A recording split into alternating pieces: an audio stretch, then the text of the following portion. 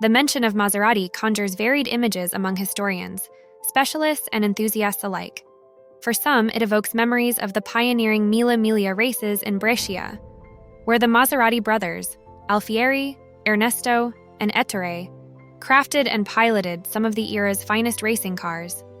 Others reminisce about the iconic GT-class vehicles of the 1960s to the 1980s, prized for their blend of performance and practicality compared to their Ferrari counterparts. And for many, Maserati symbolizes prestige and luxury embodied in modern models like the Quattroporte, Ghibli, and Gran Turismo. However, beyond its iconic status, Maserati is more than just a brand. It's a captivating saga and a tight-knit family.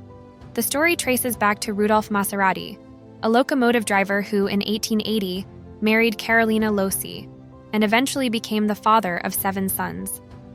Tragically, their third son, Alfieri, passed away in infancy, prompting the parents to name their next son in his honor. Over the years, the family welcomed Carlo, Bindo, Mario, Ettore, and Ernesto, each playing a pivotal role in shaping the Maserati legacy. The detailed listing of the 7 Maserati brothers is crucial, because each of them left a lasting impact on the automotive brand's history, bestowing it with a proud and globally recognized legacy. During challenging times, the elder siblings of the family were already involved in a small bicycle company. Among them, Carlo harbored a passion for cycling and envisioned a self-propelled bicycle. To realize this vision, he constructed a single-cylinder engine using diagrams from textbooks, which he then mounted onto a bicycle frame and used in races. He scrounged for parts from various workshops and markets to refine his homemade engine, eventually achieving a speed record of 50 kilometers per hour, an astonishing feat for its time. Carlo's talent attracted the attention of Fiat, leading to his recruitment as a test pilot. Immersed in the world of speed and mechanics, he conceived the ambitious idea of constructing an automobile. Secluding himself in his garage for 6 months, Carlo pieced together his dream car from scrap materials. This vehicle, featuring a single-cylinder engine and a wooden chassis, marked the humble beginnings of the future Maserati brand, although its significance remained unrecognized at the time. Even after completing the car, Carlo continued to refine his creation, striving for perfection within the constraints of his knowledge, resources, and the era's technological limitations. Carlo Maserati, while working as a mechanic and test driver for the Isotta Fraschini racing team, demonstrated his engineering prowess by overcoming technical challenges during races. Eventually, he became the general manager of a company producing automotive accessories, but remained determined to fulfill his dream of creating his own automobiles. After years of saving and searching, he and his brother Ettore acquired an old factory, converting it into a facility for manufacturing high-voltage ignition systems. Despite his ambitions, Carlo's life was cut short at the age of 29 due to tuberculosis, leaving many of his creative ideas unrealized. In 1910, his younger brother Alfieri, recommended by Carlo, took over the enterprise at the age of 23.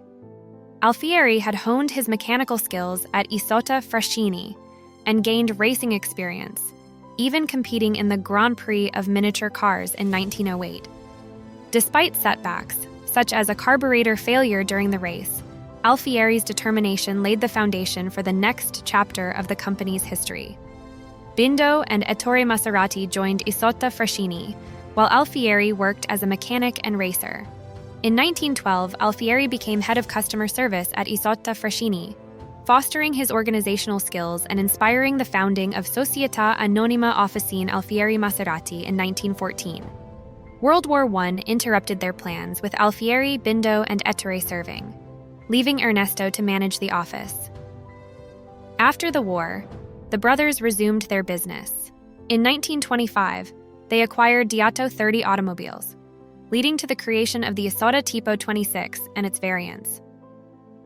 Ernesto's victories in speed races with the Tipo 26 elevated Maserati's profile, culminating in his championship win in 1927. Focusing on racing cars, they increased Tipo 26 production, attracting eager buyers. However, Alfieri's accident altered their plans, impacting further production. Despite significant victories in the late 1920s and 1930s, tragedy struck the Maserati family with Alfieri's untimely death following surgery. Ernesto assumed leadership of the company, with Bindo becoming chairman. Under Ernesto's direction, the company introduced the successful Tipo V5, thriving despite economic challenges. Ernesto's innovative designs and management of racing cars, including pioneering power-assisted brakes, sustained the brand's success. Legendary racer Tadzio Nuvolari collaborated with the brothers, achieving victories with the 8cm model. However, despite their efforts, the company faced financial difficulties, exacerbated by Mario's focus on art rather than business. By 1937, Maserati was on the verge of bankruptcy. The brothers decided to sell a controlling stake to Italian entrepreneur Adolfo Orsi, known for his diverse industrial empire. Ernesto, Bindo, and Torre Maserati entered into a contract with Orsi, becoming employees under new management, but retaining roles in two separate companies: Officine Alfieri Maserati for racing car production and Fabbrica Candele, Maserati for spark plug manufacturing, both headquartered in Bologna. While the exact sum of the deal remains undisclosed, it provided financial security for the brothers. Under Orsi's financial management, the brothers were able to focus on their technical expertise. With Orsi's hands-off approach to technical matters, the Maserati brothers were liberated to pursue their strengths. In 1939, World War II began, coinciding with Italian automobile triumphs in the United States. Wilbur Shaw's victories at the Indianapolis 500 in 1939 and 1940 with the Isada 8 CTF highlighted Italian dominance in American races. As the war commenced, Maserati relocated from Bologna to consolidate Orsi's businesses. During the war, Maserati shifted production to support military efforts, temporarily halting racing car manufacturing. However, the introduction of forced induction in racing opened new opportunities for Maserati.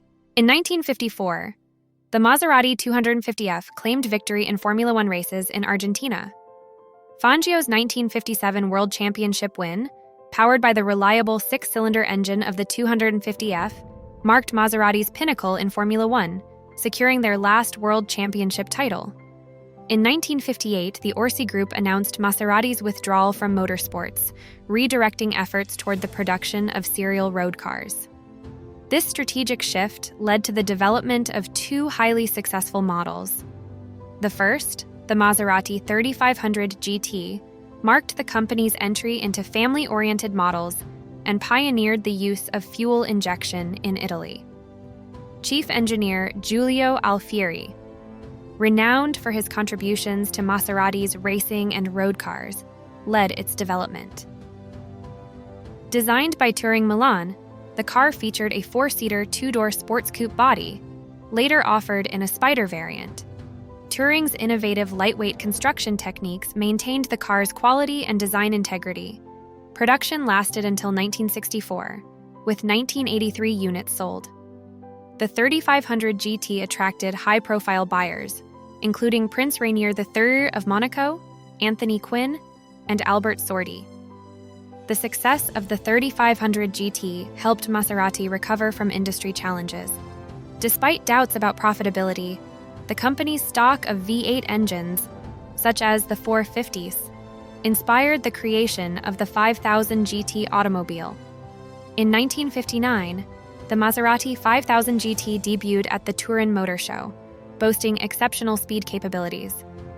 During a test drive with a company pilot, an automotive journalist witnessed the speedometer needle reaching 280 km/h on an ordinary highway, a remarkable feat that left a lasting impression. Competing with the Ferrari V12, the 5000 GT commanded a high price and attracted elite buyers, including the Iranian Shah. Production continued until 1964, and today it remains a coveted collector's item. However, by the early 1960s, Maserati's focus on power and speed came at the expense of luxury and comfort, limiting its appeal.